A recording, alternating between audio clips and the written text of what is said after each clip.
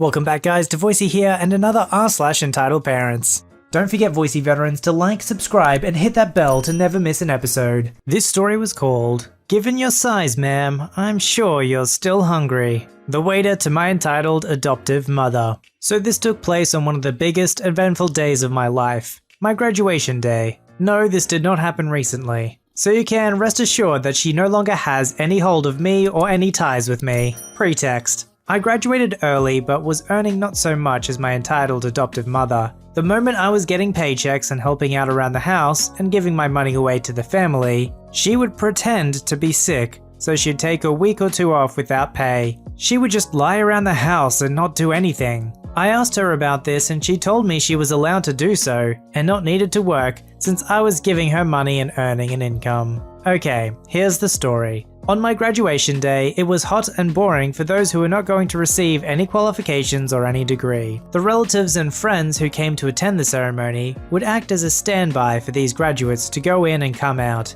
They would be there as a personal staff, I guess, to help out carrying all the things that our graduation gowns could not. It was hot and these graduates were the only people with black gowns. So sun gleaming plus black gowns equals certain people would have passed out for sure. Anyway, that was not the point of the story. So while we were waiting for it to be my faculty's turn to go into the auditorium, my family, my adoptive mother plus father, my grandmother, my aunt, my cousin, the photographer, were complaining that they were hungry, including the photographer. I proposed to them an idea that would pay for everyone's lunch, because they were all there for me. I graduated early so I could work a little, but I was not earning much since I was only 3 months into the job. I would be earning about $500 per month and give the rest of the family about $66. On this day, I was left with $236. Therefore, everyone suggested a cheap restaurant nearby so we wouldn't have to travel far, or did we have to waste any money? Not my adoptive mother. Obviously, she had a brilliant idea. Capital took me once to this one exotic restaurant. It has the local food too. Everyone gets to eat anything they like. I did not object. I couldn't think of a proper place to eat, so whatever she said, plus the heat, I just went whatever with it. So she took us to this Israeli place that I would often go with my friends and my cousin. My family went in and they were weirded out at first, given the prices of the food, but it was okay with me. They were there for me and this at least was the thing I could do as a thank you to them. It might not have been the best idea to eat there, given the prices, but since it was a thank you gesture, I just let them decide what to eat. Once we sat down, the waiter was super familiar with me and came with the menu. Everyone looked through and just ordered one dish per person. That was fine with me. Everyone seemed to order what they liked, and I was pleased with that. Even the photographer said thank you. He was a family friend, so basically I considered him an uncle. Anyway, everyone seemed to be pleased with everything. Except my adoptive mother. Well, this is great and all, but it's an experience. We should order more. Are you gonna order more and be able to finish them? Of course I would. It's your day. We should celebrate. Sure. So she asked the waiter for the menu again. You know, with the snappy fingers. She looked through the menu and ordered most things that were exotic and pricey. The photographer/uncle just looked at me and asked if I could afford it. I told him not to worry as long as everything gets eaten. I would be happy regardless. That was a blatant lie. I wanted to hit my adoptive mother with a plate. The orders finally came. They were a bunch of food my other family members wouldn't eat. They usually eat the local food, but this was on my adoptive mother's plate, literally. She had to eat all of them, but of course not. She knew me and my cousin were the only people who liked the exotic food. So, did she finish them? Heck no. Oh my gosh, I'm so stuffed. Do you plan to finish the rest? No, but you can eat the rest, you know. Yeah, I am full with just my plate. Why did you order more if you knew you wouldn't finish them? Come on, be the good host. We're here for you. Don't spoil it for everyone.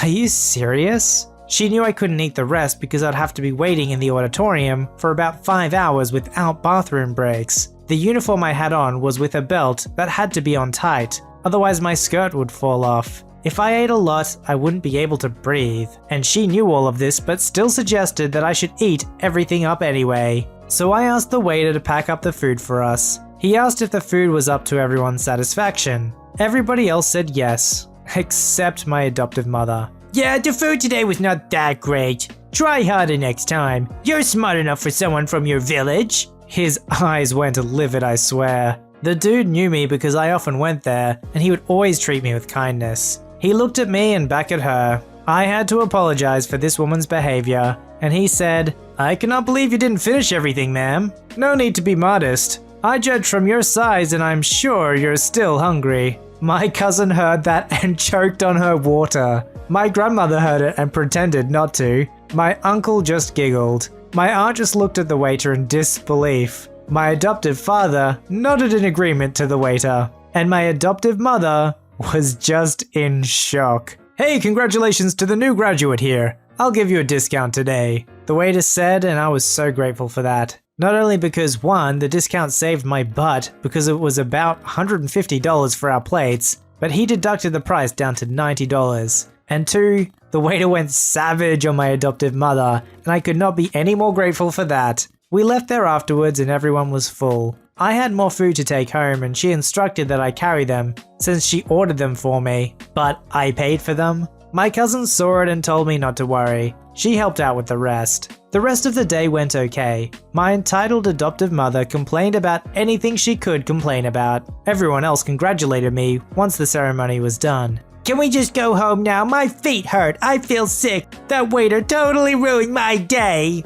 Then we went home, and she still complained anyway. The end. I feel really bad for people that have these kinds of entitled parents. They just feel embarrassed every time they have to go out with them. Maybe to eat or some sort of celebration, some sort of party. In a sense, it's unpredictable what they might do, but you can always predict they're gonna get themselves into trouble. It was pretty brave of that waiter to say what he said. I think I would have been afraid that I was gonna lose my job or something. I'm surprised we didn't hear the whole, "I'm gonna get you fired for that." Entitled parents love that spiel.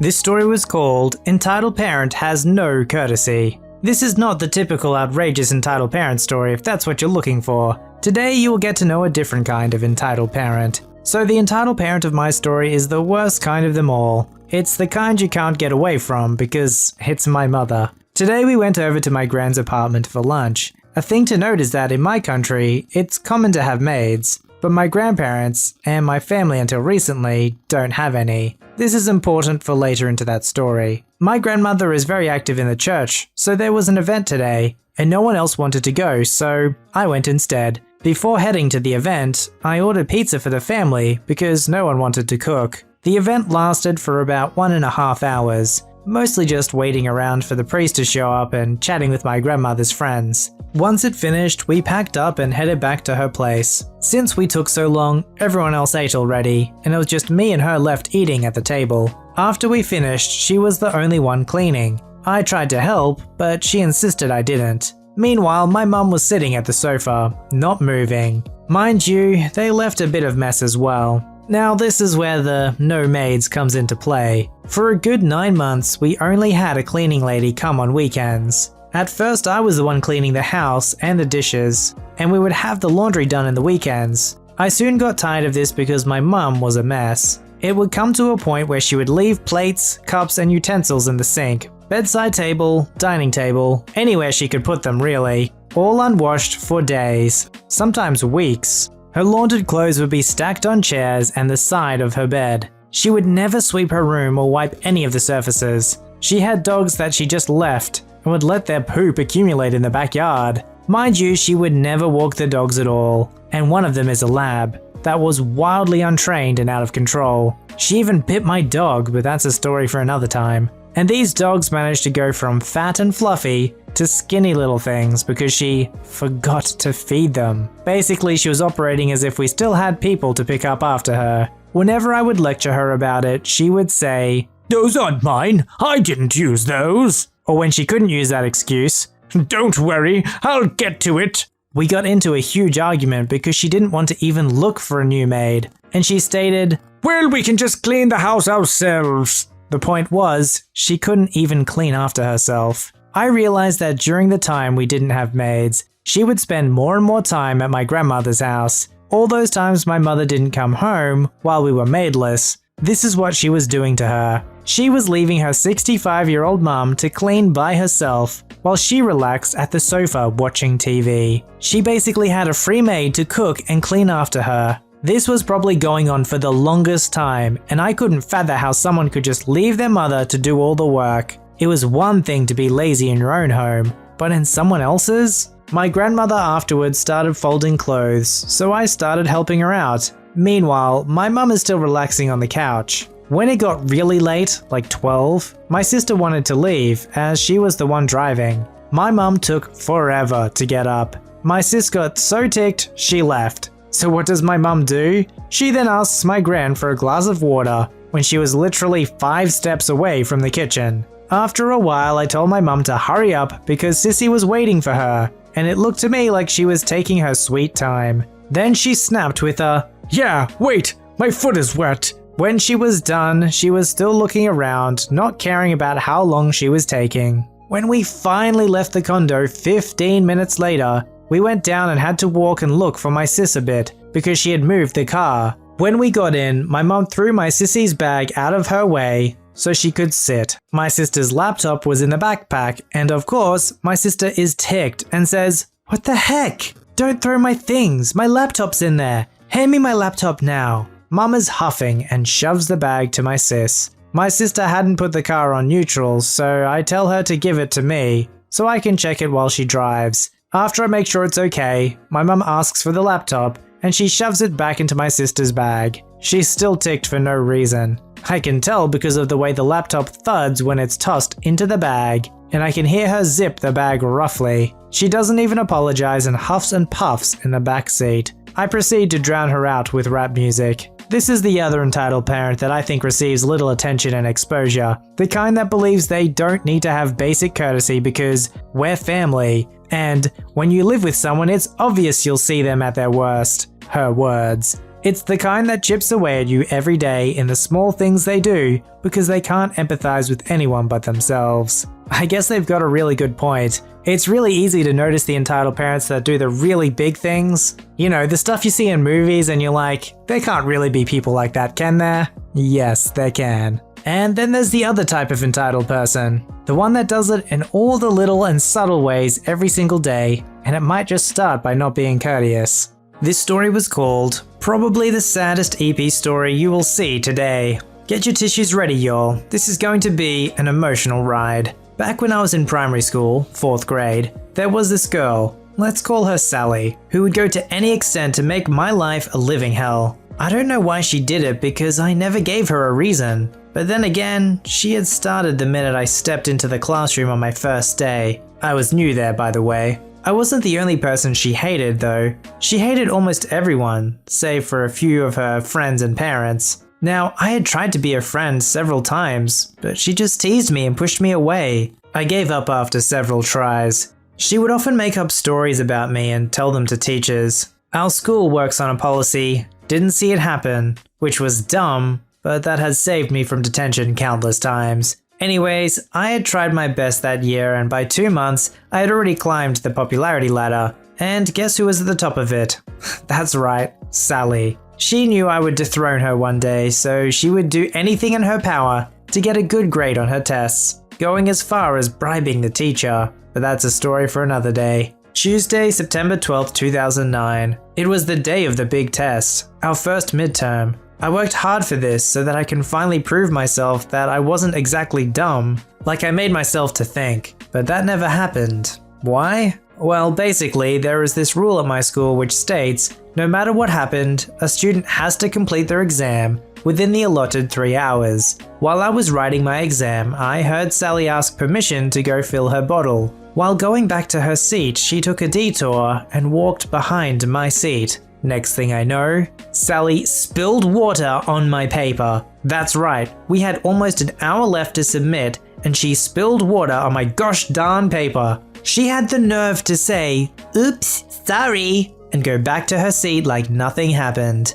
I looked at the teacher and she shrugged. "I'm sorry, I can't do anything about it. You know you'll have to submit the paper within 45 minutes. I'll try to consider this while grading your paper, but I can't promise anything else," my teacher had said. Everyone in the classroom knew I was screwed. What happened next was completely obvious. I waited for the paper to dry, but it didn't. And then I had to submit my paper, incomplete. Up till now, I never told my parents about Sally because I knew if I did, My mum would definitely pay my teacher a visit and cause problems, and I didn't want that. But that day, Sally took it too far, and I told my mum everything. The next day, my dad complained to the principal. She called in Sally's dad, and here is how the conversation went. MD is my dad, SD Sally's dad, S is Sally, and P principal. My daughter had told us yesterday that Sally here has been giving her trouble since day one. What she did yesterday was unacceptable. I want you to allow my daughter to retake the test, or anything that will help her grades.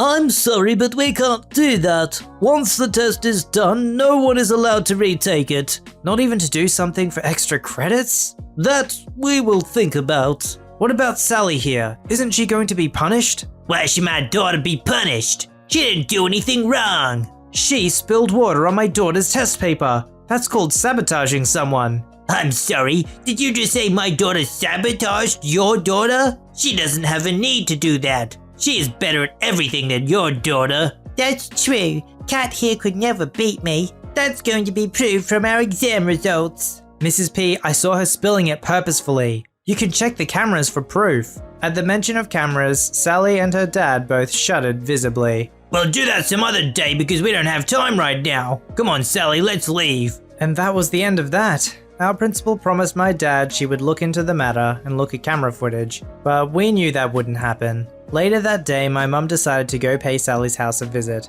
Sally lived very close to us. It was a minute away from us. When we rang her doorbell, Sally's dad opened the door. Yeah? Hi, I'm Kat's mum. I want to talk to you about your daughter. There's nothing to talk about. Leave! Right then, a voice called out from inside asking us to come in. We walked in and the first thing we noticed was a woman who looked deathly sick. Her head was shaved and she looked like she would drop to the floor at any moment. But she still had a sweet smile on her face. Hey, I'm Dee, Sally's mother. What did you want to talk about, my daughter? My mum hesitated at first. No, tell me whatever it is. And then my mum told her everything. After hearing the whole story, Sally's mum called both her husband and daughter and made them apologize to us. She told us she had a brain tumor, and we talked for a long time. Both the mothers hit it off immediately, and while they were talking, Sally's dad called me. Hey, I'm sorry for acting this way. It's just that I know Sally is going to lose her mum soon, and I didn't want her to feel like I was a bad parent. So I had to support her, no matter what. I know that's not an excuse, but I hope you forgive us. Of course, that wasn't a good excuse, but I understood. Even at the tender age of 9, I knew losing a mother could potentially turn you into a jerk. Sally then apologized to me, saying the only reason she did all that was to seem tough. Because if she didn't, she would have broken down in class almost every day. After that day, we were best of friends. I would always go to her house to visit her and we would hang out all the time. I moved the next year, but we still had contact with each other for months. Then we both got new friends and we drifted apart. In 7th grade, Sally called me to inform me her mum had died that day. I had to comfort her through the phone for an hour. The reason why I'm writing this story is because last week I went to visit her as it was her mum's death anniversary, and I met with Sally and her dad. They were the sweetest. I then realized while most EPs are just plain jerks, some are only entitled because of circumstances. I know the saying don't judge a book by its cover is kind of overplayed, but it definitely seems to fit in this situation. No, their behavior is definitely not excused because of their unfortunate situation, but sometimes you just don't know what people are going through. And it doesn't give them a license to be a jerk, but when you know what they are going through, you can sort of understand why they might be acting the way they are. I definitely don't think this is the case for every entitled parent. In fact, it's probably only for a small minority of them, but it is something that's good to keep in mind. Sometimes when people treat you badly, it's because they're hurting themselves. Post your stories, memes, and fan art at r/VoiceyHere. Don't forget to like, subscribe, and hit that bell to never miss an episode. Alright, Voicey veterans, I'll see you in the next one.